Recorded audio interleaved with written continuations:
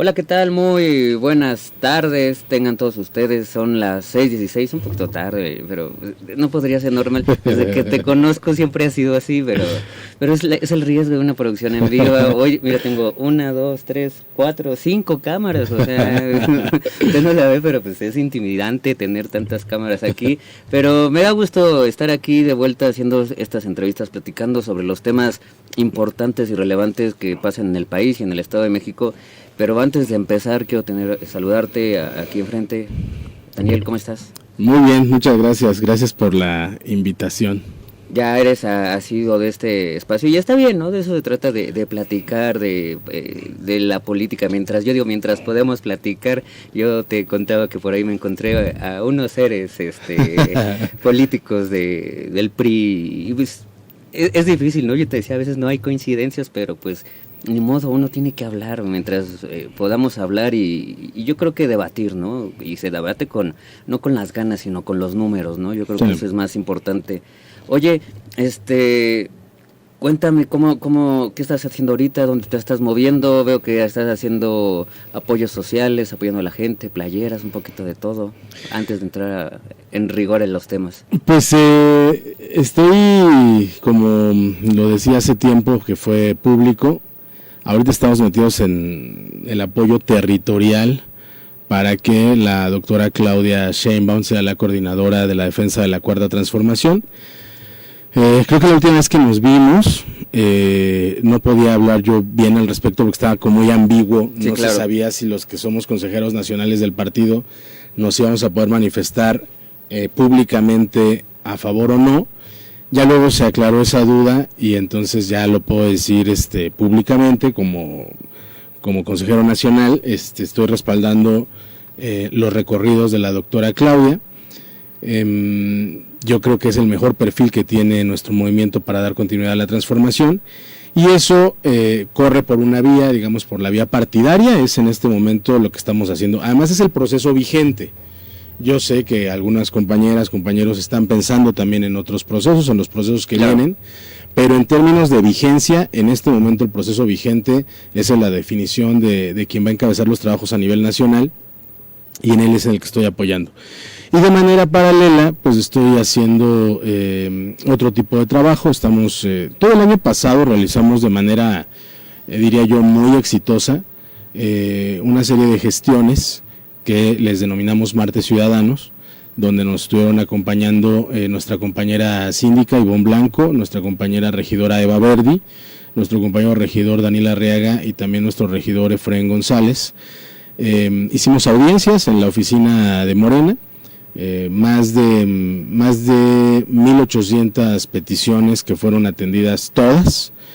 Eso estuvimos realizando y hay otra beta, digamos, ya sin el acompañamiento de mis compañeros, pero también, digamos, colaborando en un espacio que le denominamos Comunidad Daniel Serrano, que hacemos más bien trabajo de carácter cultural, de difusión cultural, deportivo, respaldando a grupos de la sociedad civil.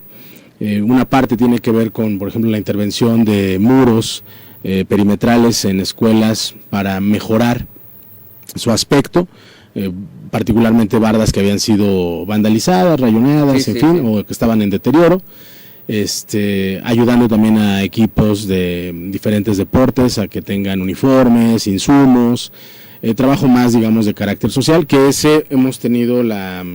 tomamos la decisión, hemos tenido la precaución de hacerlo, digamos, al margen del partido. No preguntamos a quien nos pide algún tipo de apoyo, oiga, ¿usted es de Morena? ¿No? O como dicen luego los compañeros en territorio, ¿usted le va a Morena? Y dependiendo de eso, pues si le apoyamos o no, hemos sido muy abiertos.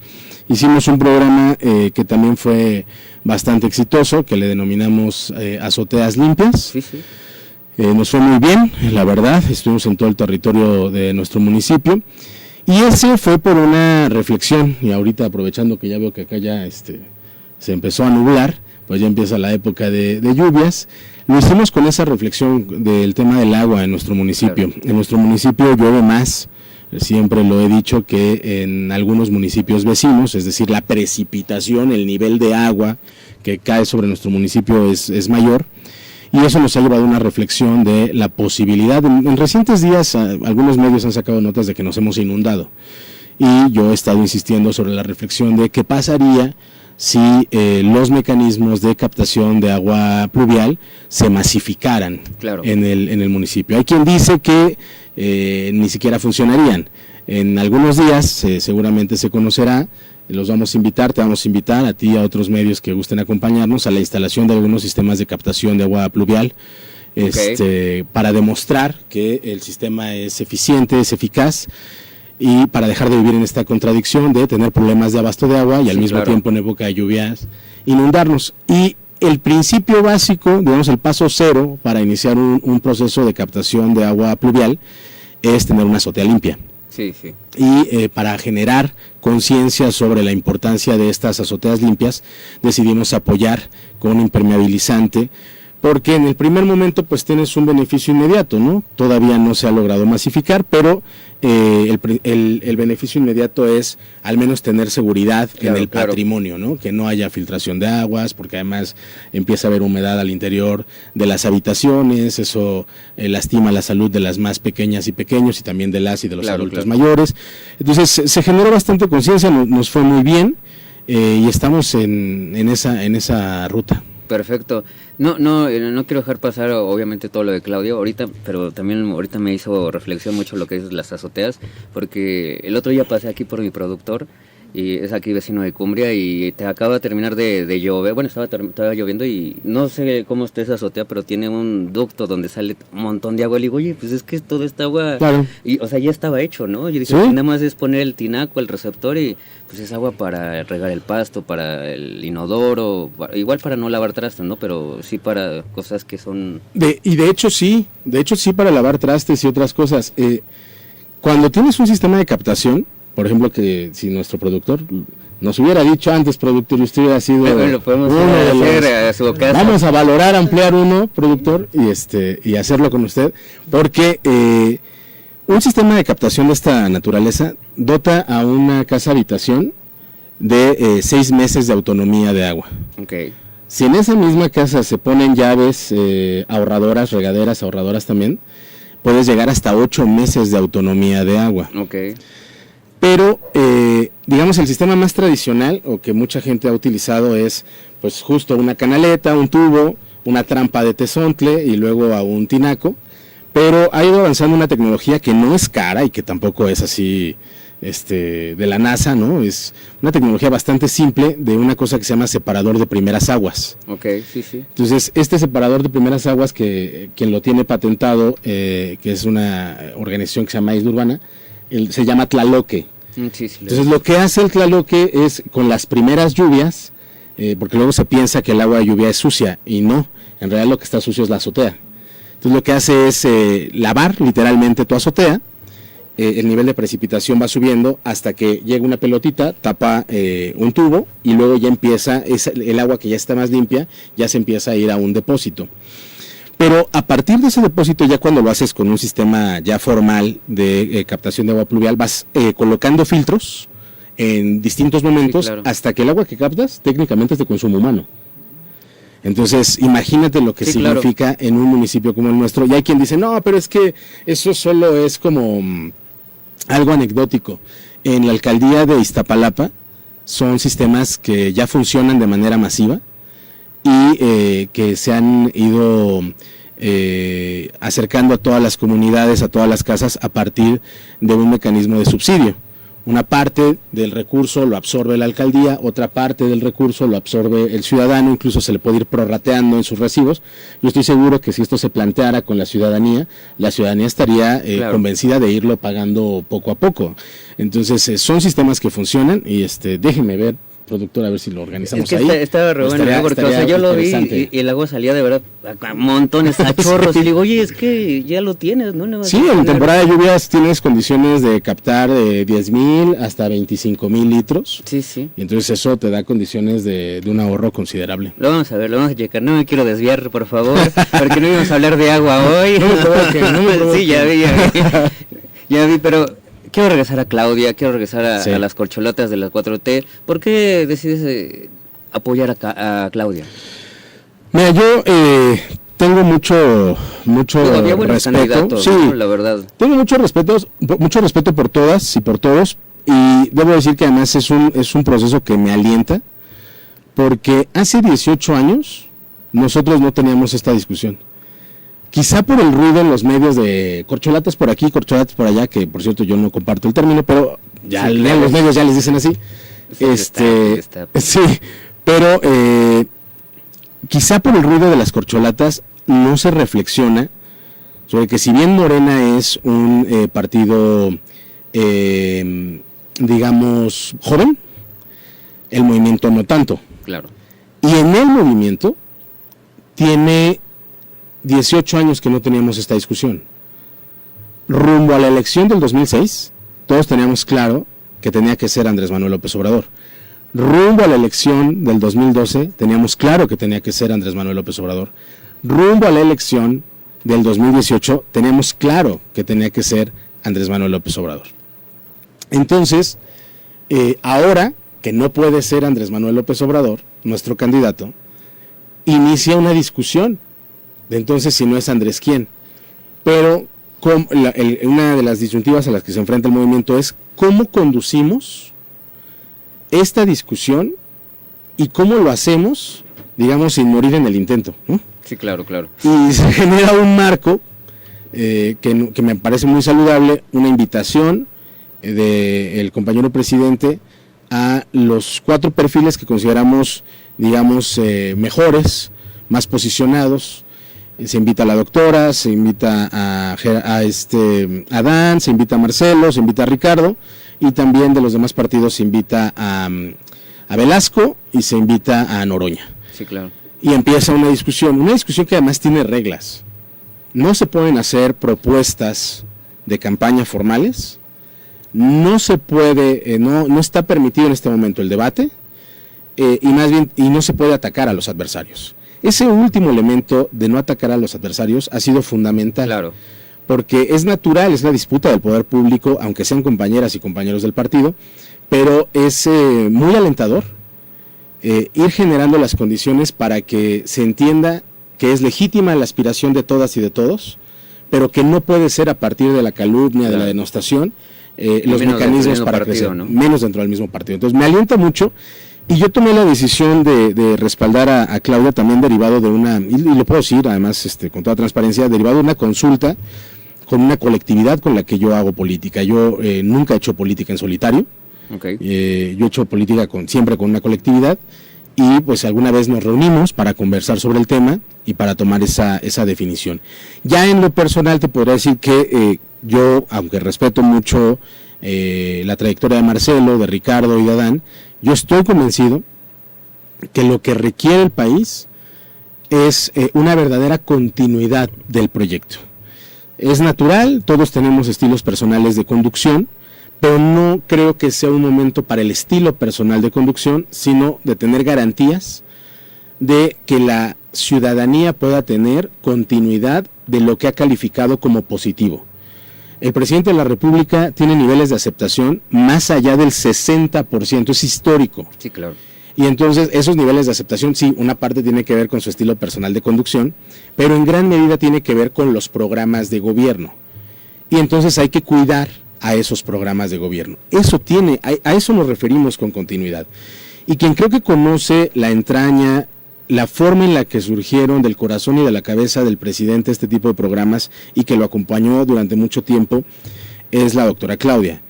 Además, Claudia para mí tiene otra característica, que es su sensibilidad social. Claudia no viene de las cúpulas partidarias, no viene de las burocracias. Claudia viene de los movimientos sociales. Sí, viene de la academia, pero también ingresa a la academia por la vía de los movimientos sociales. Sí, claro. Y Claudia, para muchos de nosotros, al menos para mi generación, generación que 40 y tantos, Sí. Tú. fue como una inspiración. A mí me tocó, digamos, el último trámite en la huelga del 99 de la UNAM, de la que yo participé orgullosamente. Me tocó todavía los colectivos herederos del CEU. Okay. Y a nosotros nos tocó ver cómo un grupo de jóvenes podía discutir en términos académicos de tú a tú con las autoridades de la UNAM y demostrar que la pretensión de privatizar a la universidad, de cobrar cuotas en la universidad, era una visión neoliberal que no tenía cabida en nuestras escuelas. Y fue una etapa difícil y escuchar esos diálogos con la rectoría para muchos de nosotros fue una inspiración para decir, yo cuando sea grande quiero ser como ellos, ¿no? Entonces me tocó conocerla también en el movimiento, estuvimos juntos en la defensa del sector energético del país cuando la privatización.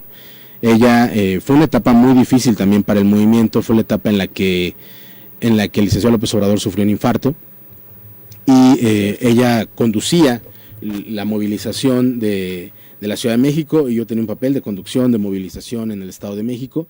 Eso nos hizo trabajar muy de cerca y entonces tengo muchas razones para confiar en Claudia, no en la Claudia necesariamente jefa de gobierno, que pues desde luego sus números están ahí, la avalan, sí, claro, sino también en la Claudia militante, en la Claudia dirigente política, en la Claudia sensible a las causas sociales, y eso es lo que más me anima a impulsarla. Digo, y la verdad es que los números están ahí, ¿no? Como dices, y cada uno tendrá que analizar los números que Claudia esté dando en la Ciudad de México, o que más bien dio en la Ciudad de México.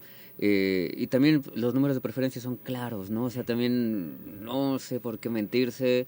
Yo creo que también se ha respetado un poquito eso de no atacarse. Digo, es política, ¿no? Es como inevitable, casi, ¿no?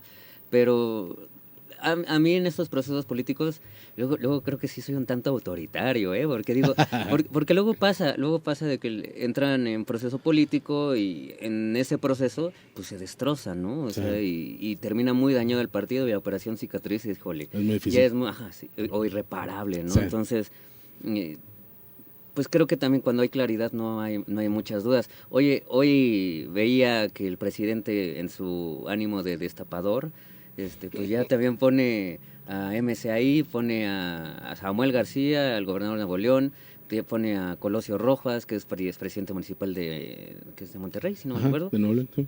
Entonces, ¿tú cómo los ves? Yo veo más que algo, veo una jugada política hermosa del presidente, pero... Pues yo creo que el licenciado López Obrador ha puesto la agenda desde el inicio del gobierno, no solo del movimiento que conduce, sino le ha puesto la agenda incluso a la oposición. Sí. ¿No? O sea, hay quien dice o se ufanan diciendo que el presidente es el principal publicista de Xóchitl Gálvez, por ejemplo, ¿no? Pero un día la repite y la repite y la repite, sí, pero luego les dice, bueno, ya ahora que tengo su atención, por cierto, estos son los negocios de Xóchitl Gálvez, ¿no? Entonces, creo que muerde también de manera muy frecuente, con cierta ingenuidad, la oposición, los anzuelos del licenciado López Obrador. Creo que MC le quita más votos, ¿no?, a la discusión del PAN y del PRI que a Morena. Sí, Morena tiene un voto muy consolidado. Nos pasó justo en el Estado de México, ¿no? La discusión más de ciudadanía, como de disfrazada de organización civil y eso, pues es una discusión que pretendía monopolizar el PAN. Sí. Y con la presencia de MC, pues ahora dividen la opinión. Entonces, creo que el colocar cierto protagonismo sobre MC, considerando que han dicho que no van ni a la esquina con el PRI y con el PAN, pues los meten más contradicciones a ellos que a nosotros. Entonces, creo que eso va a ir avanzando.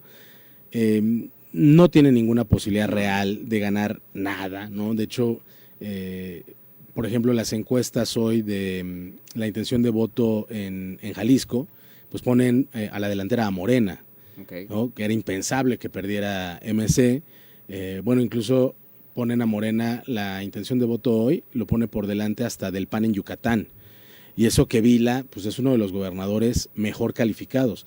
A veces ni siquiera tiene que ver con el papel que están desarrollando, sino la gente está volteando a ver las políticas de carácter nacional y eso pues no lo detiene un gobierno local. Sí, no, y la verdad es que Samuel no tiene los números, no tiene la actitud. Yo lo estaba leyendo las declaraciones y agradeciendo al presidente y todo, y que aquí se le va a recibir bien, pero dije, pues eres oposición, carnal, no estás ahí, ¿no? Y digo, pero es que no sé, yo no sé, vuelvo a lo mismo, no sé si no se están dando cuenta, pero el presidente les dijo, aquí está Xóchitl, pero para mí Xóchitl tenía más posibilidades de tener algo en la Ciudad de México, no ganar, pero ser competitivo en la Ciudad de México, y les dijo, no, pásenla para acá, donde no puedes ni ganar.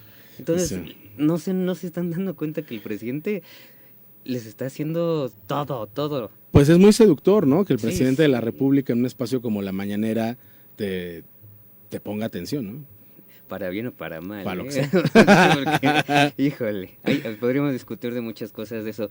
Oye, pues sí, la verdad es que yo te lo he dicho, a veces estos procesos políticos hacen que todo lo demás que sí están pasando en obra, en proyectos, seguridad, todo, pues se queda un poquito atrás. Por eso a veces me desespera un tanto las campañas porque todo lo importante no está pasando. Oye, pero hoy estamos aquí para hablar de algo importante, por lo menos para mí es importante, que es la movilidad en el Estado de México. Y la Sí. movilidad no nada más son los coches, el transporte público. Es correcto. Ya es un concepto muy, muy amplio. Antes de esto, quiero hacer una pregunta que dijimos, esta la tenemos que hacer a Daniel. ¿Cuándo fue la última vez que Daniel Serrano se subió a un transporte público? Uy, tiene un rato, ¿eh? No, está bien, está bien. Tiene un rato y fue además como para viajar de estado a estado. Ok, O sea, la verdad es que la mayor cantidad de viajes internos que hago, los hago en automóvil y hago viajes, digamos, a pie, ok. ¿no? Que yo pensé que era como menor la cantidad de personas, ahora me puse a revisar y de eso quiero hablar contigo. La encuesta Origen-Destino, la última que hay de INEGI, que es del 2017, y es una cosa sobre la que no se reflexiona, pero el 30% de personas hacen viajes a pie. Okay. Entonces, incluso hay más personas realizando viajes a pie que en bicicleta, que en motocicleta. Y ahí se da un quien vive con el transporte público. Ok, Sí. ok. Pues tenemos que hablar de movilidad del Estado de México. Hay un nuevo gobierno, bueno, todavía no, pero ya casi en septiembre tendremos un nuevo gobierno. Yo considero la verdad, a mí el tema, por ejemplo, de movilidad en el Estado de México, yo también te voy a ser honesto, tiene muchísimo tiempo que no me subo a una combi, también por el hecho de que la última vez que me subí acabé con un cuchillo en la garganta, ¿no? O sea, y pues se quedan traumas, van a decir que qué fresa soy, ¿no? Pero pues sí se quedan traumas y tengo la posibilidad de tener un automóvil, de moverme, pero si te voy a decir algo, si voy a otro estado, voy a vacaciones, voy a trabajar, pues me muevo en transporte público, ¿eh? ¿Cómo ves esto? ¿Qué puede hacer el nuevo gobierno de la maestra Delfina? ¿Qué se va a hacer? Hay proyectos, pero faltan que pasen. Hay un estigma y creo que para mal bien ganado en el Estado de México. Hace poquito hablaba con un compañero del movimiento de Aguascalientes y salíamos de una reunión justo de la doctora y le preguntaba que en qué se iba a ir porque fue en la Ciudad de México y me decía, pues pues en Uber, pues ni modo que quieras que agarre una combi, ¿no? Porque además ellos no ubican como esto de la Ciudad de México y el Estado de México, o sea, piensan que somos como Todo una misma igual. cosa. Claro. Y decía, es que dicen que aquí las combis, o sea, una de dos, es como un volado, ¿no? Es como un salto en paracaídas. Y me daba así unas cosas. Y ese estigma, pues la verdad es que pues es más o menos bien ganado. O sea, el nivel de violencia que se sufre en un transporte público es muy complejo, es altísimo. Y hay, por ejemplo, un dato, ahora que hablas de los retos que tiene la maestra Delfina. ¿Tú sabes que no se conoce la cifra real de unidades de transporte público? Entre las O sea, piratas, estamos hablando, sí, claro, estamos hablando de un gobierno que duró en el poder 70 años. Sí, sí. Y que a través de las distintas modificaciones que hizo en su Secretaría de Movilidad, es un gobierno que va a entregar el dato de no saber cuántas unidades de transporte público hay en su interior. Sí, sí. Y eso tiene que ver con una perspectiva de la movilidad de transporte público, en su vertiente de transporte público, porque tú ya lo decías, es algo que yo comparto, la movilidad excede los temas motorizados. Pero en lo motorizado que tiene que ver con transporte público, ¿cuál ha sido el problema y por qué desconocen el número de unidades de transporte público? Porque el transporte público en su vertiente de movilidad en el Estado de México ha sido utilizado como un botín político. Claro.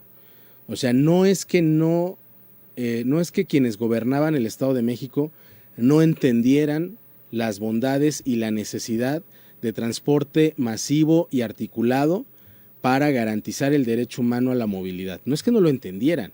Digo, pues estamos a un brinco de la Ciudad de México donde funcionan de otra forma. Creo que todavía fuimos a un evento del licenciado López Obrador en el Zócalo recientemente y nos fuimos de la colonia Roma y rapidísimo tomamos un trole y del trole al metro y del metro llegamos a Pino Suárez y ya de ahí caminamos. Digamos, esas condiciones de traslado tú aquí no las tienes. No. Entonces, han utilizado este transporte como un botín político.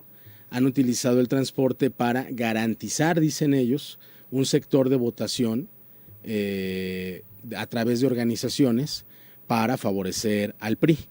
Y todo el tiempo los tienen en la ilegalidad a propósito. No les dan certidumbre sobre su fuente de ingresos, que es finalmente el transporte. Y puede haber mecanismos. De hecho, bueno, no es por hablar de Claudia, ¿no? Ya superamos ese tema, pero pues ya que lo comentan, quien trae el transporte, el Metrobús, el modelo Metrobús al país es Claudia en el gobierno del licenciado López Obrador. Es un modelo de carácter o con inspiración colombiana, pero Claudia le planteaba al licenciado López Obrador la posibilidad de echarlo a andar de entrada en Insurgentes, que es la primera línea que se construyó de Metrobús. Y entonces el entonces jefe de gobierno, Andrés Manuel López Obrador, le decía a la doctora Claudia, no lo vas a lograr. ¿Por qué? Por un tema simple, las rutas. Y entonces se pensó o se pensaba que el modelo de transporte articulado, masivo, cero emisiones ahora, era un enemigo del modelo negocio de quienes formaban parte del transporte como trabajadores. Y Claudia no solo los convenció, los hizo parte del negocio. Y entonces hay concesionarios de Metrobús en la Ciudad de México. Es decir, es un negocio redituable, pero ese negocio redituable no tiene por qué ir en detrimento de las condiciones de movilidad de la gente. Y aquí, pues les ha dado flojera. Hicieron esta cosa del Mexibús, que es una copia chafísima del Metrobús, porque el Metrobús en la Ciudad de México y todos los que hemos estado nos movemos en algún momento en la ciudad, lo sabemos. O sea, de quienes están aquí, creo que todos circulan en la Ciudad de México y yo no conozco al valiente que diga, pues ahorita que hay tráfico en Insurgentes, pues por aquí rebaso. No, pues evidentemente no, porque sabes lo que te cuesta. Pero si te vas a la López Portillo, ¿no? El de la combi para tumbarle el pasaje al otro, agarra y rebasa por el confinado del Metrobús. ¿Por qué? Pues porque no hay sanciones, ¿no? Porque puede. Entonces, no solo es comprar el camioncito. Claro. Es diseñar una política pública de ordenamiento y que también atraviesa por una sanción en caso de un uso indebido. Entonces aquí tenemos el peor de los mundos. La idea o lo que hizo Claudia Sheinbaum al colocar el Metrobús fue quitar las líneas, el Metrobús lo que hizo fue quitar las líneas de microbuses. Ya no hay microbuses circulando sobre Insurgentes, pero acá tenemos el peor de los mundos. Tienes un Metrobús que quitó un carril, que resulta no ser confinado, y tienes el mismo número de microbuses y de combis que ya de por sí tenías. Entonces, pues colapsa, no resuelve, termina por colapsar. Entonces, eso en términos de lo que toca al transporte público, pero tampoco se piensa en las otras modalidades de movilidad. Y yo aprovecho porque justo me llegó un mensaje a Twitter, donde por cierto, Iscali 123 y 123 ya no está. Nos acabamos de enterar. Sí, está bien. de alguien que tiene el nombre de Shana Guevara, que justo me arrobó en un tuit por la mañana que tenía que ver con la falta, decía, y lo quiero leer porque esto es importante, dice: en la Ciudad Futuro 2.0 que impulsa Carla Fiesco, no hay ni habrá un espacio para peatones, @gobierno Izcalli. Así las banquetas de una de las avenidas más importantes de Cuautitlán Izcalli. No, tampoco Morena Izcalli lo hizo cuando tuvo oportunidad, y ahí me puso con copia para Daniel Serrano, bueno, Daniel-Ser, ¿no? Y alguien le pone que si lo que pretende es que pongan cemento, y ella incluso decía que no, que ahí había adoquines, existían adoquines ahí colocados. Y este es todo un tema. Claro. La mayor cantidad de viajes que se dan al interior de los municipios.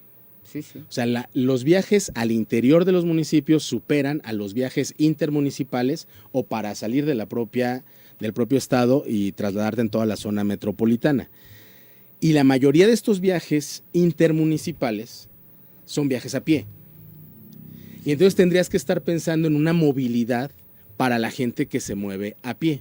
A eso obedecen estas políticas que conocemos también de la Ciudad de México, de los llamados senderos seguros. Sí, claro. Y la mayor cantidad de estos viajes también se dan para trasladarse a puntos como las escuelas, ¿no? Los centros de trabajo. El 32% de la gente utiliza el medio de caminar para regresar del trabajo en traslados de hasta media hora. Entonces, ¿qué necesitas? Identificar las principales rutas por los que se trasladan las personas y volverlas senderos seguros. Claro. Y además tiene que tener una perspectiva de género, porque la mayor cantidad de viajes al interior de los municipios lo realizan mujeres. Okay. O sea, si tú te pones a pensar en un esquema tradicional, generalmente los varones hacen un solo viaje en términos de origen-destino, de casa al trabajo, del trabajo a casa. Pero las mujeres que son amas de casa realizan varios traslados. Claro. Realizan un traslado, y a veces hasta también cuando trabajan, realizan un traslado para dejar a sus hijos, para ir por sus hijos, para trabajar, para ir a hacer las compras, o sea, son más viajes. Y entonces la manera en la que construyes los senderos donde se mueven las mujeres debe tener una perspectiva de género, es decir, tienen que ser lugares seguros, iluminados. Muchas veces, si tú lo puedes hablar con muchas vecinas, hay caminos más cortos que pueden cruzar a través de un parque y no lo hacen porque no es seguro. Claro. Y las obligan o a tomar un taxi o a hacer traslados mucho más largos. Y también no se emplea adecuadamente las bicicletas. Si bien casi el 50% de la población tiene acceso a un vehículo motorizado, el 30% tiene acceso a una bicicleta, pero solo el 3% la usa en la zona metropolitana como un mecanismo de viaje, como un instrumento de viaje. Entonces, y eso tiene que ver con que no hay condiciones de movilidad en los municipios. La maestra enfrenta, por lo tanto, un reto mayúsculo. La movilidad, para que sea vista como un derecho humano. ¿Cómo enfrentarlo? La movilidad en términos de la interconexión masiva de un estado con otro, en nuestro caso del Estado de México con Puebla, del Estado de México con la Ciudad de México, del Estado de México con Morelos, del Estado de México con Querétaro. La movilidad en términos municipales, de un municipio a otro, y la movilidad en términos intermunicipales, donde tiene también una tarea pendiente los gobiernos municipales. Claro. Los gobiernos municipales hacen poco o nada por mejorar las condiciones de movilidad intermunicipal. No solo no hay programas adecuados de senderos seguros, tampoco hay recuperación de espacios públicos. Si ese mismo parque por el que una ciudadana no transita, solo lo iluminas, tampoco tienes garantía de que ya pueda transitar por él. No tiene solo que ver con eso. Pero si en ese parque, donde tradicionalmente está oscuro porque quienes trafican algún tipo de sustancia o quienes delinquen, truenan a propósito las luminarias, si a ese mismo parque, en una política transversal, colocas actividades culturales, justo en las horas pico, porque también la movilidad se tiene que medir por horarios. Claro. No se comporta de la misma forma la movilidad en todos los horarios del día y tampoco se comporta igual en los fines de semana. Si en los horarios pico tú colocas en esos parques donde tradicionalmente la gente atraviesa actividades culturales, torneos de ajedrez, clases de danzón para los adultos o las adultas mayores, recuperas el espacio público, inhibes la delincuencia en ese sitio y entonces se vuelve parte de un sendero seguro para que la ciudadana que estaba dándole la vuelta pueda transitar no solo por ahí ella, sino también sus hijas y sus hijos. Entonces, ese es un reto que va a enfrentar la maestra en todas las vertientes, pero que necesita también la ayuda de las autoridades de otros órdenes y también desde luego de la ciudadanía, y eso atraviesa por una política, en mi opinión, muy robusta de participación ciudadana. Tremendamente. Ahorita, para retomar un poquito todo lo que me decías, el tema de los empresarios, fíjate que me suena muchísimo, porque hace algunos, ya bastantes años, platicaba con un empresario del transporte conocidísimo de aquí, de este municipio, y me decía que ellos tienen toda la disposición de trabajar con el gobierno. Léase mi tono como lo quiere escuchar. Y me decían justo eso, ¿no? Que ellos tenían incluso inversiones en el Mexibus de aquí, claro, y muchísimas cosas, pero que también los gobiernos se están como pasando de lanza, ¿no? O sea, entonces, habría que ver, yo tengo duda de qué tanta disponibilidad tienen. Para mí es urgente porque somos el estado que tiene más población en el país, y para mí de verdad con los estados que he logrado visitar, pues veo otra cosa muy, muy diferente y digo, no puede ser, ¿no? Me gusta lo que es de las bicicletas, también en el sentido de que, pues, tú te acordarás, aquí había una ciclovía que se impulsó desde el gobierno de un personaje, que no voy a decir su nombre porque me cae mal, pero ahí estuvimos, la verdad también, incluso yo puedo decir que estuve ahí colaborando, defendiendo el proyecto. Ya no hay nada de eso. Creo que también a veces se atraviesa por un rubro cultural, ¿no? O sea, ¿cómo ves el tema de la cultura en el Estado de México? Pues así de simple, ¿no? Hay gente que ni siquiera se va a subir al transporte público porque eso no pasa, eso no está bien, ¿no? La política pública se consensa. Y siempre hay mucha literatura al respecto. Los movimientos sociales van más adelante que los gobiernos. Sí. O sea, tienen una discusión distinta. De hecho, los gobiernos terminan adaptándose a las demandas sociales. Y eso sucede desde las vertientes ejecutivas, tanto municipal, estatal y federal, pero también en las vertientes legislativas. Las grandes modificaciones o modificaciones importantes en las legislaturas tienen que ver con la presión social. O sea, el tema, por ejemplo, del matrimonio igualitario, pues no es porque un sector conservador pudiera resistirse todo el tiempo. La presión social fue tal que los obligaron. El respeto al derecho de las mujeres a decidir sobre su cuerpo fue primero el movimiento social el que terminó siendo la presión y después los grupos parlamentarios que deciden avanzar. Y eso sucede también en la movilidad. En la Ciudad de México, por ejemplo, son muy conocidos los colectivos de ciclistas que terminan haciendo hasta las rodadas nocturnas para decirle al gobierno, ¡hey! Aquí es donde necesitamos un sendero seguro. O sea, está chido donde tú lo estás haciendo, qué bueno, pero donde tú lo haces no significa que yo lo vaya a utilizar. Yo recuerdo una ciclovía que tenía un acceso en la zona, por ejemplo, de Observatorio, no sé si todavía exista esa, pero que tenía un acceso que era técnicamente imposible subirlo. Dije, ¿a quién se le ocurrió la brillante idea? Sí. Te tenías que bajar de la bicicleta para subirla a pie. Porque la piensan desde la lógica del escritorio. Y eso pasa también aquí. No es que esté mal la implementación de la ciclovía, es que la ciclovía se tiene que consensar. ¿Con quién la consensas? Pues con los usuarios de las bicicletas. Si no, no se entiende.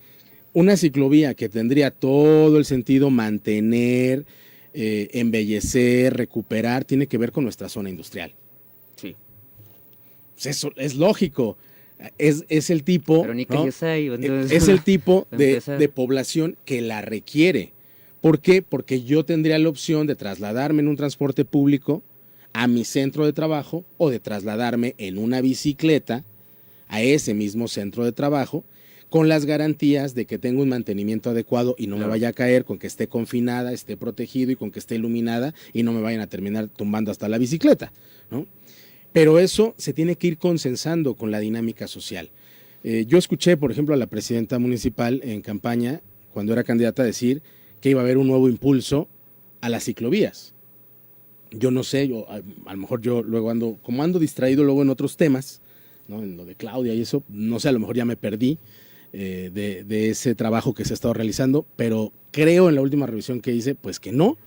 Cada vez veo menos ciclovías. No, no hay un mayor impulso y esta idea de cerrar solamente la avenida para hacer un paseo dominical, creo que ayuda en términos de adquisición de cultura cívica y de fortalecimiento de un sector de la población en términos de valores familiares, pero no construye una política pública de movilidad a través de la bicicleta. O sea, se requieren otras cosas para eso. Pero todo tiene que ver con el consenso entre la población. Claro. O sea, creo que lo peor que pueden hacer los gobiernos es decir, tengo una gran idea que se me ocurrió, le ocurrió a mi asesor y luego me la dijo a mí y me pareció brillante y entonces, pum, ahí les va la ciclovía en tal lugar.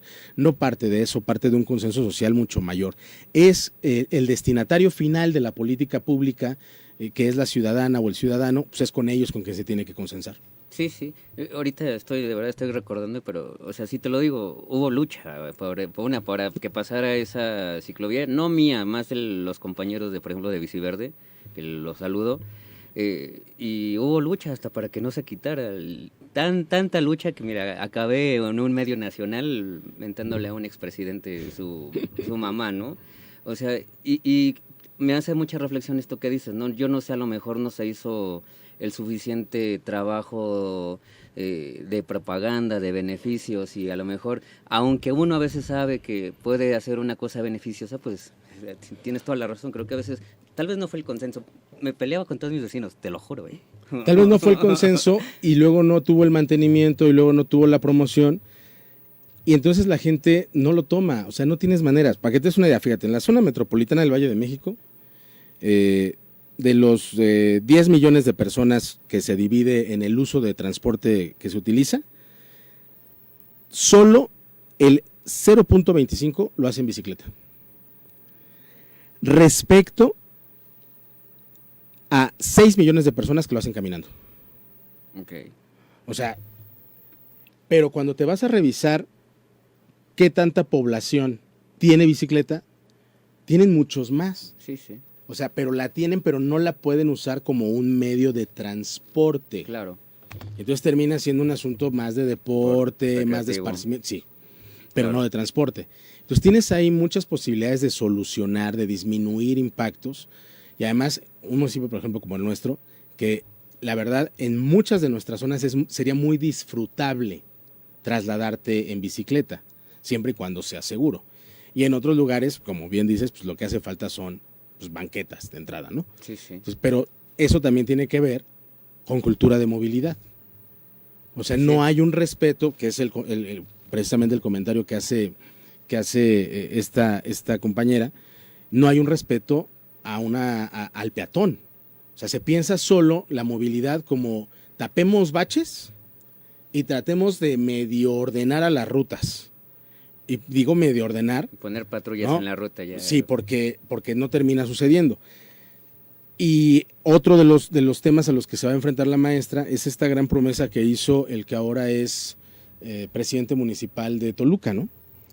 Raimundo fue el responsable del incremento a la tarifa del transporte público de pasajeros, con el compromiso de que se acabaría la violencia a través de colocar cámaras, y lo cual ocasionó también una movilización social, sobre todo de concesionarios y de choferes, porque cámaras que les terminaron cobrando a los responsables, jefes, ¿no? Y los concesionarios además, porque además hay una mafia de concesionarios, ya no me quiero meter mucho en ese tema porque luego se enojan, pero los concesionarios tampoco se hacían responsables del pago de esas cámaras.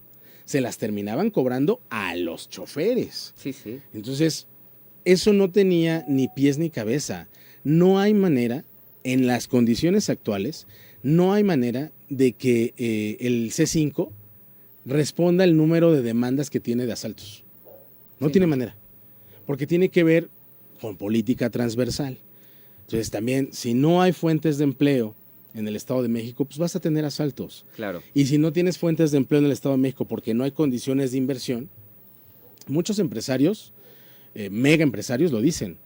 O sea, hay mucha gente interesada, o había mucha gente interesada en invertir en el Estado de México, pero por las condiciones voraces de los gobiernos priistas terminaban invirtiendo mejor en Querétaro, mejor en Morelos, Sí, sí. mejor en Puebla. Y entonces, pues no tienes empleos. Si no tienes empleos, O sea, todas las conductas antisociales. pues sí, ¿no? Sí. Entonces no tiene que ver con que pongas una camarita y la camarita esté conectada a C5. Entonces, creo que es un reto grande que se tiene en la administración que va a encabezar la maestra, pero yo insistiría, no es solo un tema de la gobernadora. Ella, creo que una cosa que tú y yo hemos platicado es sobre esta pedagogía, ¿no?, de la política, de que la ciudadanía pueda distinguir, no para exculpar, pero sí es importante como conocimiento, que la ciudadanía pueda distinguir qué le toca hacer a la autoridad federal en materia de movilidad, qué le toca hacer a la autoridad estatal en materia de movilidad, pero qué le toca hacer a las autoridades municipales en materia de movilidad. Gran parte del desprestigio que tienen tanto políticas estatales como políticas federales tiene que ver con la desconfianza que hay en las autoridades municipales. Alguien podría decir, la salida fácil, es que yo no soy responsable de las concesiones, por lo tanto no puedo tocar a los del transporte. Tú no eres responsable de las concesiones, lo tenemos claro. Pero sí el reglamento de tránsito. Pero ¿no? eres responsable del territorio, del ordenamiento vial, ¿no? ¿Cuántas quejas no se han tenido de el derrotero que hay en la glorieta de Lago? Sí, de Bosques. ¿No? Sí, sí. Y una de las promesas fue, los vamos a quitar de ahí. Bueno, ya no los van a quitar, está bien, ¿cómo los ordenas? ¿Cómo los ordenas? Claro. El transporte es necesario para la ciudadanía, no tiene otro mecanismo para trasladarse, pero tiene que convivir la necesidad del traslado con que no pase una familia y haya un chofer que se esté orinando. Sí, claro. O que le falten el respeto a la gente que va pasando.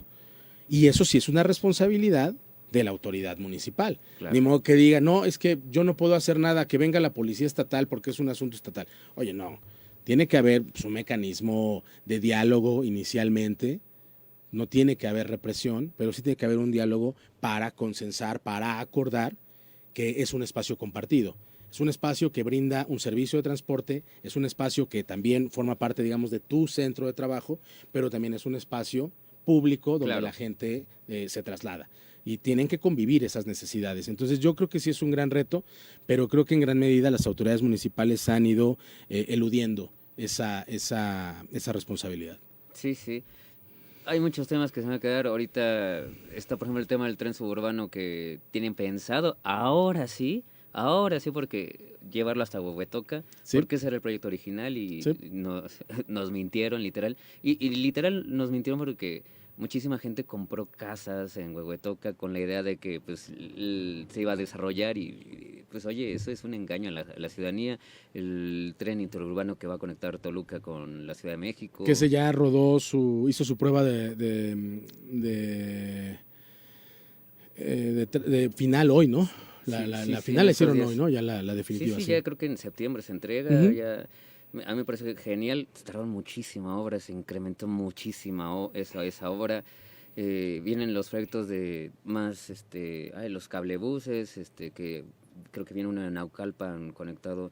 Una genialidad que yo les decía hace rato, por eso yo digo, yo los voy a seguir, porque el tema, por ejemplo, de Tlanepantla, conectarlo con el metro, Sí. yo dije, oye, pues es que uno cuando va al metro, pues tiene que llegar hasta Cuatro Caminos, el Rosario, y ya llegar a Tlanepantla, oye, es una maravilla, ¿no? Sí.